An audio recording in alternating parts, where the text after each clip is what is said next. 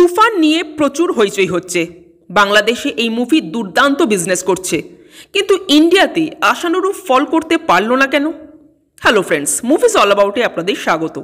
Finally দেখেই ফেললাম তুফান, যেখানে মুখ্য চরিত্রে অভিনয় করেছেন শাকিব খান, মিমি চক্রবর্তী, চঞ্চল চৌধুরী। এবার প্রশ্নটা হলো, মুভিটা লাগলো কেমন? এক কথায় যদি বলি, এই মুভিটা আমার খুবই অ্যাভারেজ লাগলো। লুক অ্যান্ড ফিল ওয়াইজ মুভিটা দারুণ। মুভিতে সবচাইতে যেটা নজর কেড়েছে তা হলো মুভির স্ক্রিন প্লের জন্য এই মুভিকে এক্সট্রা মার্কস দেওয়াই যায়। দ্বিতীয়ত ক্যামেরার কাজ এখানে সত্যিই প্রশংসনীয়। বিশেষ করে মুভির শেষের দিকে একটা ওয়ান টেক শট রয়েছে, যেটা কিন্তু বেশ ভালো হয়েছে। তৃতীয়ত এই মুভির গানগুলো সব যে আমার খুব ভালো লেগেছে তা নয়, বরং বলা যায় মুভির টাইটেল ট্র্যাক আর উড়াধুরা গানটা ছাড়া অন্য কোনো গান কিন্তু আমার তেমন ভালো লাগেনি।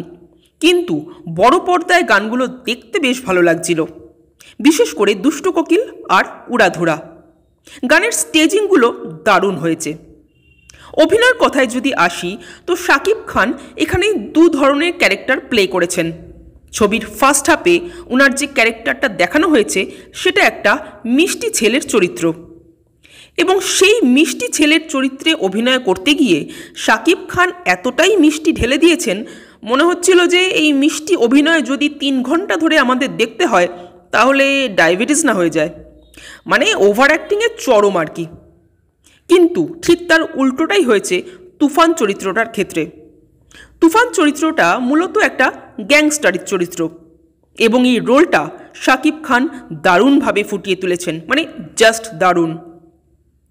এই রোলেই কিন্তু ওভার অ্যাক্টিং করার স্কোপ বেশি। স্কোপ মানে আমি বলতে চাইছি, এই গ্যাংস্টার টাইপের রোল কিন্তু সবাই ঠিকমতো পারফর্ম করতে পারে না। অতিরিক্ত স্মার্ট, স্টাইলিশ, সোয়াগ দেখাতে গিয়ে সেটা ওভার অ্যাক্টিং হয়ে যায়। অথচ এই জায়গাতেই কিন্তু শাকিব খান বেশ ব্যালেন্স রেখে অভিনয় করেছেন।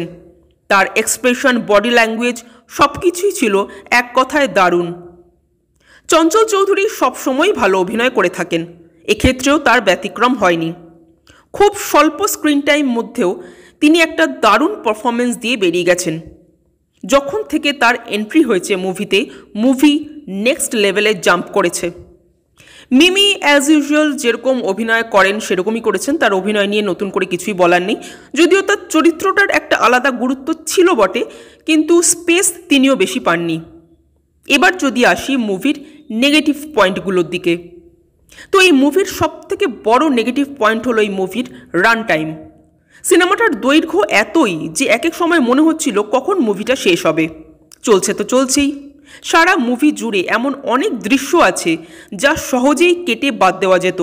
বিশেষ করে ফার্স্ট হাফটা এত লেন্দি করার কি মানে ছিল বুঝলাম না।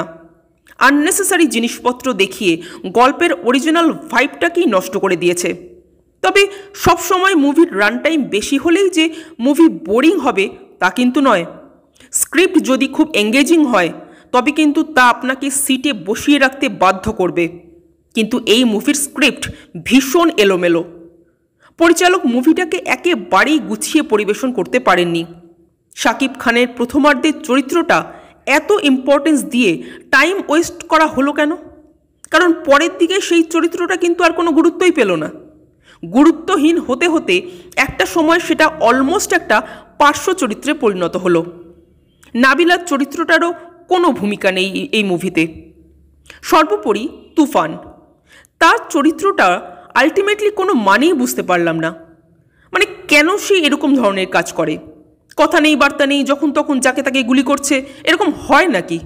এ তো মির্জাপুর মনে হচ্ছে। মুন্না ভাইয়া, গুড্ডু ভাইয়া দুমদাম পাগলের মতো মানুষ মারে, কিন্তু সেখানেও তাদের চরিত্রটা জাস্টিফাইড। কারণ মুন্না ভাইয়ার জন্মই ডন ফ্যামিলিতে, সে মারঝাড় দেখেই বড় হয়েছে, এটাই তার কাছে লাইফ। তার কাছে মানুষের জীবনের কোনো দামই নেই, ইমোশনের কোনো ভ্যালু নেই। আর গুড্ডু ভাইয়া সে তো মাথা মোটা, কিন্তু তুফান মাথা মোটাও নয়, বরং সে যথেষ্ট স্মার্ট। আবার সে কোনো ডন ফ্যামিলির সদস্যও নয়। তাহলে সে এরকম কেন? তার কাছে মানুষের জীবনের মূল্য নেই কেন? তার একটা পাস্ট আছে, যে পাস্টটা বরং তাকে একজন ইমোশনাল মানুষ করে তুলতে পারত। উল্টে সেটা না করে তাকে একটা অমানুষে পরিণত করেছে। এটা কীরকম ব্যাপার? আর তার এরকম হওয়ার পেছনে তার অতীতটাকেই যদি ধরা হয় তাহলে সেটাও কিন্তু একেবারেই জাস্টিফাইড নয়। তুফানের শুধু চরিত্রটাই নয়, তার সাজ পোশাক, ইভেন এন্টায়ার স্টোরি লাইনের মধ্যে ইন্ডিয়ান মুভি অ্যানিম্যালের ছাপ। এমনকি একটা সিনে অ্যানিম্যালের ব্যাকগ্রাউন্ড মিউজিকটাও একেবারে হুবহু ঝাড়া, মানে কপি পেস্ট যাকে বলে আর কি। এই সম্পূর্ণ মুভিটা আপনাকে কোনো রকমভাবেই ইমোশনালি কানেক্ট করবে না, কোনো চরিত্রের সাথেই কোনো বন্ডিং তৈরিই হবে না। শুধু হাঁ করে সিনেমাটা দেখে যাবেন আর ভাববেন এসব কি হচ্ছে। যাই হোক, ওভারঅল এই মুভিটা আমার এক্সপেকটেশনটা তো একেবারেই ম্যাচ করতে পারিনি। আপনাদের কেমন লেগেছে কমেন্ট করে জানাবেন, আর আমাদের ভিডিও ভালো লেগে থাকলে প্লিজ লাইক, শেয়ার ও সাবস্ক্রাইব করতে ভুলবেন না। Thank you.